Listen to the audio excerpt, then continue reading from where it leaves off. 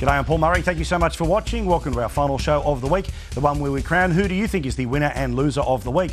Jump in soon via the hashtag of PM Live on Twitter, email pmlive@skynews.com.au and tell us about winner or loser of the week via the Facebook page. Just go searching for Paul Murray Live. Tonight, a fascinating conversation where we will deal with the unfolding scandal involving the Defence Force, something that the Chief of Army has said today is, in actual fact, worse than the Skype scandal. We're low on details at the moment from the Army, but on the face of it, this is something that we should all be very concerned about. Of course, I support the troops like everyone else does, but there is clearly a problem in some parts, not all, but some parts of the Defence Force. We'll get to that this evening.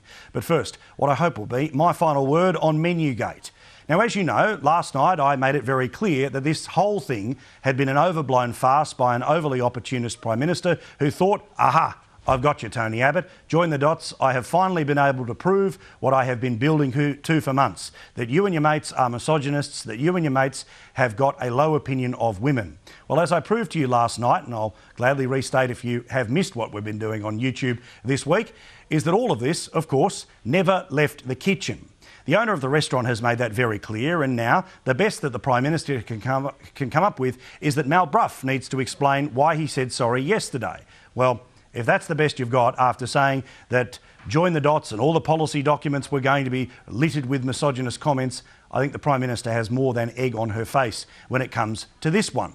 But I wanted to take you back to a couple of points here, including why the hell did this even get out in the first place? Wasn't it interestingly timed that this mysterious menu, the menu that has shocked the nation, that has offended millions of people and frankly has wasted too much of our time, was even out there in the public? Now, it was rather amazing, wasn't it, that it just popped up the day after the Women for Gillard launch, the one where the Prime Minister's chief spin doctor locked out the media but then filmed it and released that footage to the media. Well, wasn't it convenient that this just popped up, proving her case the next day? Well, as we have learnt, there is a very disgruntled former employee of that restaurant. He was shopping that menu around, not in the past couple of days, but in fact to our very own Peter Van Onselen as far back as March. This is his Twitter account. Clearly, a copy of the menu that has now shocked and offended the nation, and a reference on the 28th of March to Peter Van Onselen to that very menu. This has been in the public forum and presumably has been not too far from the Prime Minister's office and Labor Party hands for the best part since the end of March. And to give you an idea of exactly what side of the fence the bloke who was pushing that menu comes from, well, here are a couple of his tweets that once you go back and have a look at his. A direct message to Julia Gillard, or a mention rather.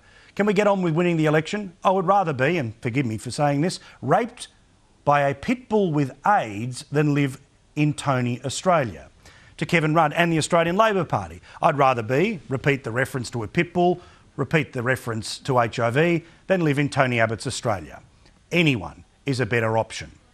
So it's pretty obvious. This has been around for a while and it was put directly into the Labor Party's hands, well, as far back as March. So we can put the menu to one side. But what about the Prime Minister? What did she do today while she was calling out misogyny wherever she saw it? Well, she sat down and had a chat with this bloke in Perth. Good to see you. Thank you. It's wonderful to meet you. And great to be able to talk about climate change. That's so right. Thank you very much. Many other things. Yes. Now, that is a noted advocate for women if ever I've seen one. Nice work, Prime Minister. What, was Kyle unavailable?